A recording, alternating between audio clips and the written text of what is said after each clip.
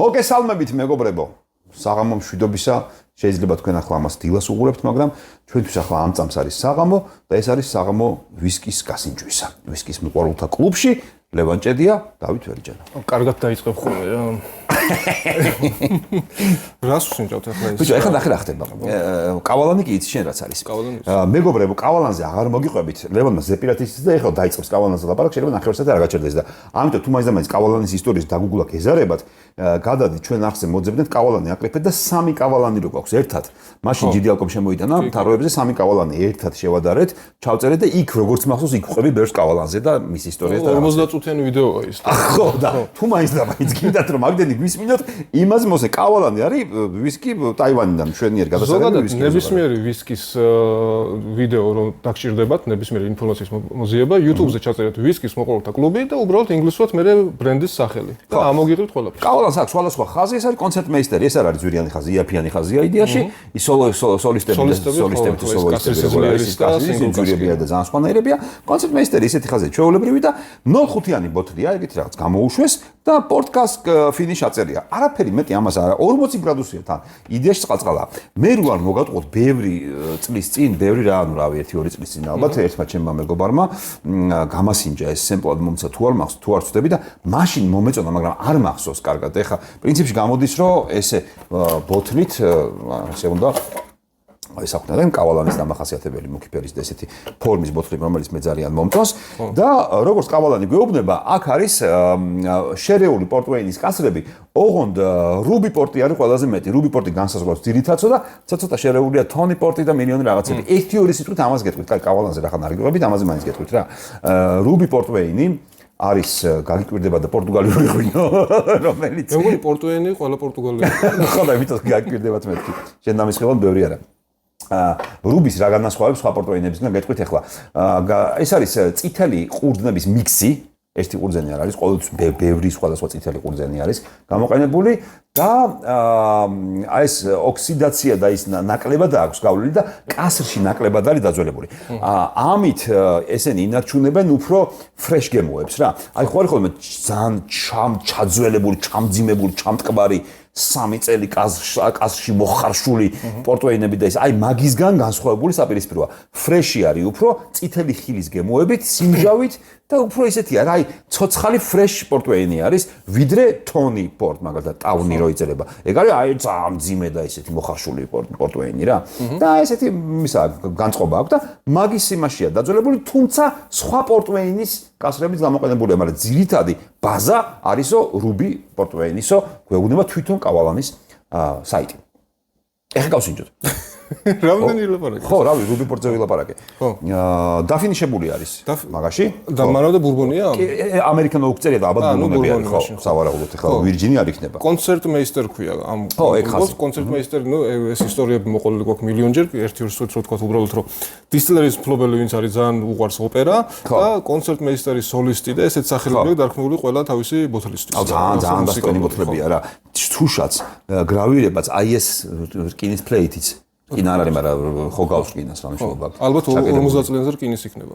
ხო, ალბათ ხო იმაზე რკინა იქნება. აი მომწონს რა ვიცი ისეთი. ბოთლი თვითონ ბოთლის ფორმა არის ტაიპეი თაუერი, იმას ვერ მოითმინა ყובה იმ ისტორიებს, რომელიც ხუთჯერ აქვს მოყოლილი. კაი, გავსინჯოთ. კაი. აგე? კაია. რა კაი სუნია, ნახე. აუ, კაია და თან წყალწყალი არ არის. არ არის. მე ყველაზე მეტად მე სხვადასხვა ბევრ ვიდეოში მიხსენებია, ეხლა არ მახსოვს როდის, მაგრამ მიხსენებია ძალიან ხშირად, რომ დაბალი გრადუსი ხშირ შემთხვევაში 10-დან 8 შემთხვევაში შეიძლება გაწყალებულს ნიშნავდეს, ცხვირზეც და გემოზეც 40 გრადუსი. და ყოველთვის ვებრძვით 40 გრადუსიან ვისკებს. მაგრამ იშვიათი შემთხვევა არის, რომ შეიძლება ვისკი იყოს 40 გრადუსი და მაგალითად ეს მომყავდა ხოლმე, ის მაშინ გასინჯული მახსოვდა.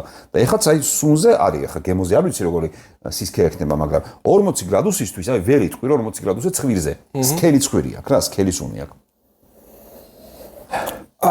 ამასაც ისეთი ეგზოტიკური ხილის არომატები აქვს, ხო? კი, კი. როგორც ახლა ჩვენ ამ რუტები და ინდური ვისკები რო გაგვისინჯავს, იმათ ჰქონდათ ხოლმე ესეთი ეგზოტიკური, იმათ ეგზოტიკურ ხილთან ერთად ემატებათ ხოლმე ინდური სიცხარე. ხო, სიცხარე არ არის, თუმცა ხო, სიტყვორი ეს მანგოს და ეგეთი სხვადასხვა ტროპიკული ხილის კი სიტყვებია. ბატონო, ცოტა თქოს ნესვია, ყველაფერი გადამწიფებულია რა, ხო. ყველაფერი არის გადამწიფებული. ყვითელი ხო. და აი ეხლა ჩვენ ბავშვობაში სად იყო და საზამთრო ყვითელი საზამთროები რა, შიგნით რა ყვითელია. იმას ხო გემოწვანაერი აქვს, სხვანაირი სიტყვა აქვს რა. აი ეგეთი ყველაფერი გადამწიფებული ყვითელია ამაში რა. მომწონს ძალიან კაია. კი, მშვენიერია. მაგრამ იცი რა არის კავალანები? ვაშლიც არის. ვაშლი წითელი ვაშლი, კაი წვნიანი წითელი ვაშლიც არის. რო ვაკვირდები, აი 10-დან 9 კავალანი არის, აი ერთნაირი ესეთი. ხო, ეს ხელწერა აქვს, მაგრამ აქ რაღაცა კიდე ის, მაგრამ არა, რატო ნახე ის ძვირიანი რო იყო შედარებით, ანუ სოლისტის ხაზის მარტო ბურბონის ექსპერიმენტი. ის ახლა იყო, ის სხვა რაღაცა იყო. სხვა რაღაცა იყო ის. კაი, გასვით.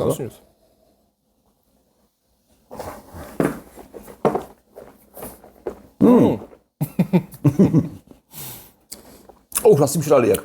მალტოტერინგი. კი. მაგრამ მე სხვა რაღაცაზე გავაკეთე. ბიჭო, რა არის ეს? ეს იგემოა მარწყვები. მარწყვია. კი. კენკრები წამოვიდა, კენკრები ცხვირზე არ იყო იმდენი. კი. მოცვი. მოცვის გემო არ არის? არის. მიყვარს ეს შავი მოცვი. სიმშრალე როგორი? ხო, მოცვის ცოტა მშრალია. კომში მოცვი, კომში სიმშრალე უფრო. მოცვის გემო და კენკრები არის, ჟოლო და მარწყვი რო აზილო ერთმანეთში. აუ, რა кайვისკია. ეს ყველაფერი რაც ახლა ჩამოთვალა ველჯენამ გადაყლაპის მერე არის after taste. მაგრამ გამოვლების დროს მე რო თქვი, ეგ ნიშნავდა იმას, რომ ძალიან წყალწყალა იყო გემოზე. გამოვლების დროს? არც სპირტი იყო და არც არომატები არ იყო. ხო და აი მაგას რომ გამოვლების დროს ძალიან სუსტი იყო. ჩვენებია, ნახვა. და გადაყლაპის მერე წამოიღო ყველაფერი ერთად რა. ძალიან სუბუქი, ზედმეტად სუბუქია გამოვლების დროს. ხო. იმიტომ რომ 40 გრადუსია. მაგრამ რო გადაყლაპა ყველაფერი მოდის. მერე მოდის გემოები. ანუ სპირტი აქვს ცოტა 40 გრადუსია. რეცეპტორებს ისი არ აგაგზნებს რომ დაგწვას. და გიჟური შეიძლება არ გაქვს ჩაია სხვადასხვა. პიში რო ილო ჩაის სხვა მგონია, ნახე. რაღაცა არომატებიანი ჩაები რო არსებობს. იმიტომ ცოტა გრადუსია 40 იყო ჩვენთვის რომ გვეჩაიება რა. ოღონდ პირში გამოვლეს, მაგრამ გემრიელია. აი გადაყლაპის ფინიში მოდის კაი რა. აუ და ეს არა მე რეკომენდაციას ვუწევ. თან ძვირი არ არის 40 ევროსთან არის სადღაც მაგფარგლებში მაგრამ ხო. ეგ დამავიწყდა. 60 euро გამოდის. სადღაც 60 ევროდან გამოდის, მაგრამ ღირს რა ვიცი ამ. თან სხვანაირია ბიჭო ხა სკოჩი რომ მოგწინდება ხანდახან ადამიანს ხა რაღაც სხვანაირი რო გინდა მე ვგიჟდება სიგარასთან და რაღაცა ეგეთი ვისკი ბევრად მირჩევნია ტორფიანს. რაღაც შემთხვევებში რა. სიგარა არის. ხო, ეგ შენ არის სიგარა. ნუ ვიცი რომ ვინც გვიყურებს იმათთანაც ბევრი არის სიგარის მოყვარული და იმიტომ ვახსენე. მოკლედ კარგი ვისკი აბსოლუტურად არ გაგიცრე 40 გრადუსს მასშეგაშენ. რეკომენდაციას ვუწევ ძალიან კარგია. ეგ არის რა კავალანმა კიდევ ერთხელ ცუდი კავალანი გავს ინჯეთ არა. არა, კავალანი ყველა კარგია. ყველაზე იაფიანიც კი არის number 1 რო იყო ყველა და მე number 2-ს ჩავწერეთ ჩვენ. რომელიც აქ არ იყიდება, ისინიც კი კარგი იყო. ყველა კარგია რა, თავის ფასთან შეფარდებით ყოჩახ კავალანს. თან ის არის ახლა უნდა შევაგროვოთ კიდეს კავალანი რა. ჩინეთმა რო დაიბრუნოს. აი, ამითხარი ეს. ტაივანი კავალანი დაიხურება ალბათ. ამითხარი ეს. ხო და საკოლექციო ვისკი გახდება. დაფიქრდით ამაზეც. მე მაგას ხო არ ვფიქრობ, ამაზე ლევანი ფიქრობს ხოლმე რაღაცეებს. აბა, გამოიწერეთ არხი, გაწვევთ Facebook ჯგუფში ვისკის მოყოლთა კლუბი.